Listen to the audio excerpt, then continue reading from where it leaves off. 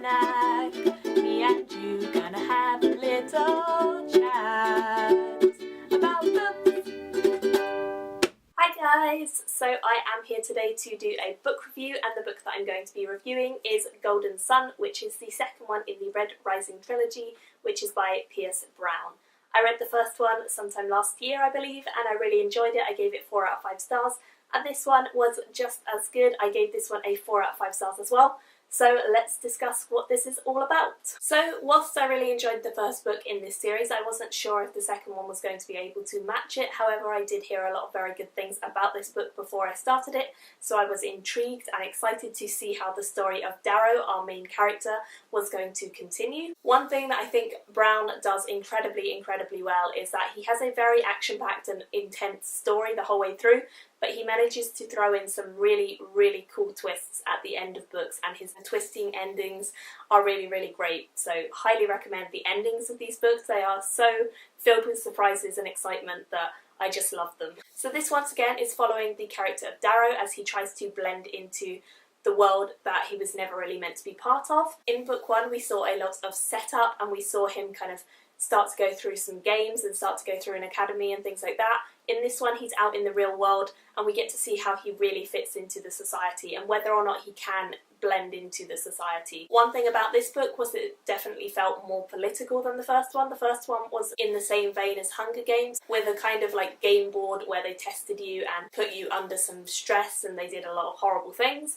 In this one it's much more a real world scenario, and instead of a kind of game simulation or being put into a kind of controlled area, now he is out in the real world, and things that he does really affect everyone in the solar system, because this is set in space and it's set between different planets and moons, so they can travel between all of these different places.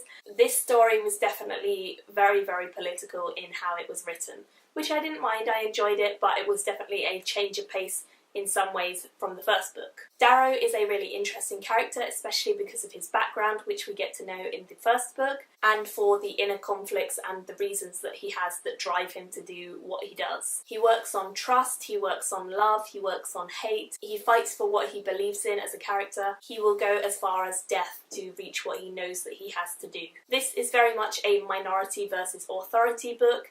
Definitely has dystopian themes to it, but it's more sci-fi than dystopian, because although it is a dystopian society where the whole society is based around colours, and the top of the colours is gold and the bottom of the colours is red, although we have that kind of society where everyone is split up into different castes and people have to stay within their section, otherwise they get killed, that is kind of dystopian. But I felt like this is far more sci-fi than dystopian, because it is set in space. We do have a lot of new technology that we have to take on board. We have a lot of new devices and names for armour and swords and weapons and spaceships, so there's a lot of really cool things, but you have to get your head around it all, and it takes a little bit of time to be able to completely understand all of that. In this book we start to see a war developing. Things are kind of going downhill, and Darrow is right in the thick of it all. The whole of the society across all of the different planets and worlds are starting to fall into some sort of big war, which has begun with the Golds, who are the top of society, but will gradually filter down into all of the lower castes as well.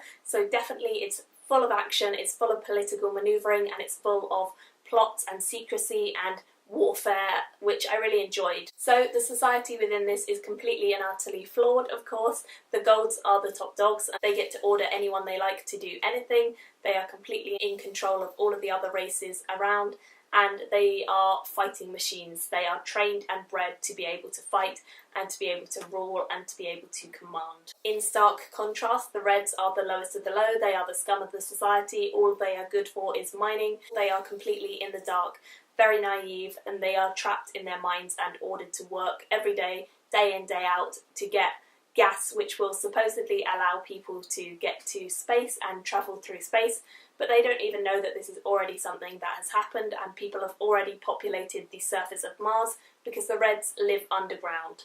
And so you can see that there is a complete and utter stark contrast between the top and the bottom of this society. It is basically a dictatorship with a whole colour caste as the dictator.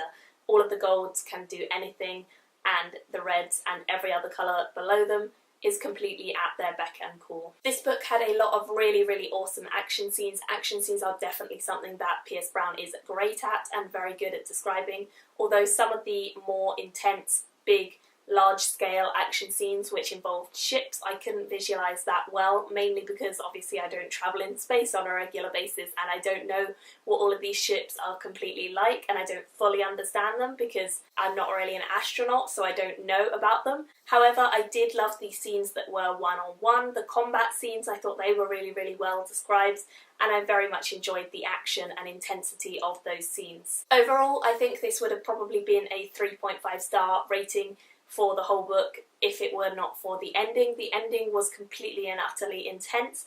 The rest of the book was a little bit slow moving in places. It wasn't as action-packed as I had hoped it would be, and there were definitely some scenes which were a little bit slower. However, I definitely felt like once I got into this, it was exciting, and the ending brought that rating up to a 4 star, definitely, solidly 4 stars. Still in this series, my favourite characters are Severo and Darrow, because they are both really kind of dark and mysterious. They both have their own secrets, and in this one their relationship definitely becomes stronger as a pair, and they are kind of tested. They have to put their trust in one another, which I really liked seeing. But there are some other characters who I'm really interested in as well. For example, Mustang is a really feisty female lead character who is kind of in the shadow of her father, but she doesn't want to be, and she is a fighter and she fights for what she believes in, and she's very strong-willed as a character, which I enjoy seeing. She's also highly intelligent, which is always a plus.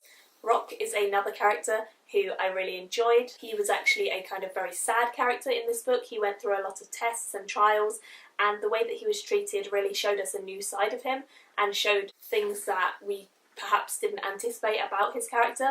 So I really, really enjoyed seeing him kind of develop over the course of this story. And finally, the Arch-Governor of Mars himself. We get to see a few moments where we really, really can see to the core of his beliefs, and we see exactly what he thinks about and exactly what he believes is right and wrong, and it's really, really dark and cold and scary, and he's quite a nasty guy overall, but seeing his character is really interesting, and he's definitely one of the more interesting people in this book. One element that I really like within this whole series is the use of kind of Latin. Latin is used to be like the motto for each of the clans or each of the families within this book, and I really enjoy seeing things like that. I think that is a really exciting aspect. There's also a lot of mythology and influence from gods and things like that, which is really ironic because the gods are essentially godlike beings in this world. So I really like the kind of parallels that Pierce Brown draws on, and the mythology and all of that really cool stuff that he puts into this book and implements in this book, especially in this one because this one does it more so than the first one. But I really, really enjoyed seeing that. Also, it really shows the difference between the low colours who don't use Latin and don't know all the fancy mythology to the high colours who really do know all of these things inside out, and they have to speak them to be impressive and they have to live up to these ideals and things like that, but actually they're all a bit corrupted inside. This is a very, very dark book. I would say that Pierce Brown clearly has a hatred for his main character and likes to put him in some very dark, twisted situations, which is very intense as a reader and very exciting as a reader, but it's certainly not for young readers. I wouldn't recommend this for young readers. There's a lot of violence, there's a lot of very, very sick situations that he gets into, and although I really, really enjoyed it, I'm just putting that out there as a warning to you guys. Don't read this if you don't like violence and warfare and things like that, because there's a lot of it. On the whole, I really enjoyed this, and whilst it was a slower read because it was one that I kind of pushed to the back of my January TBR and it didn't quite get done in January, I finished this on the first day of February. Whilst it was a bit of a slower read overall, I still really enjoyed this and I gave it a solid 4 out of 5 stars, so I would absolutely love to know what you guys think of this series. I wouldn't class this as YA, even though it is kind of branded as YA. I would say this is an adult sci-fi. So if you want to go and pick this up, definitely let me know. If you've already read it, what did you think of it? And thank you guys for watching. I will see you all in another video very soon. Bye!